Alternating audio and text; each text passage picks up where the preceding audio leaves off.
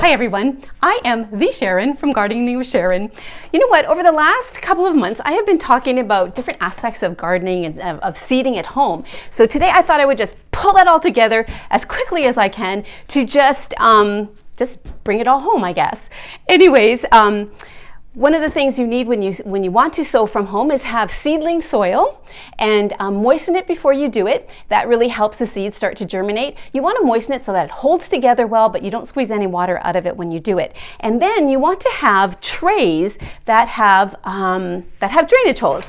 This tray I got from the dollar store. It didn't have any drainage holes. So what I did is I got my drill out with a bit about the size of a hole punch, and then I drilled holes in it. But I don't need to use a tray this big today. So what I'm using is I am using a cherry tomato tray, and I have an instant dome for it already just with the lid. So what I did is I cut myself out a couple of these guides. After filling this, I really like to have things tidy and neat and organized. I want to make this nice and level, just like that, boom. And then I cut one that was just a little bit deeper, and this is just out of cardboard. So this is like seeding out of the recycle bin. And I'm going to make some rows. One of the guidelines that I want to tell you about is how deep to sow a seed is generally twice the depth that it is wide. So here's my rows. There we go. And what I'm going to be sowing today is basil. So get out your seed package. Put it in a bit of a V pattern, and then just shake it on as evenly as you can. Just like that. Boom, boom, boom. Good.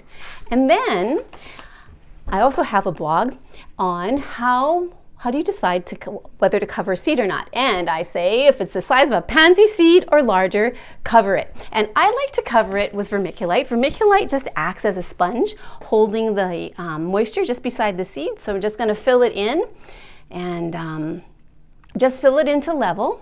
There we go. There.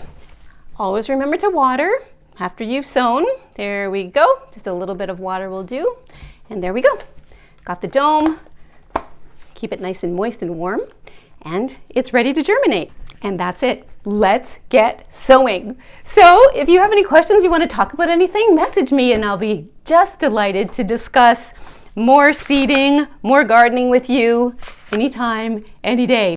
And if you'd like to dig deeper into this, do check out my blog on my website. And thanks so much for listening.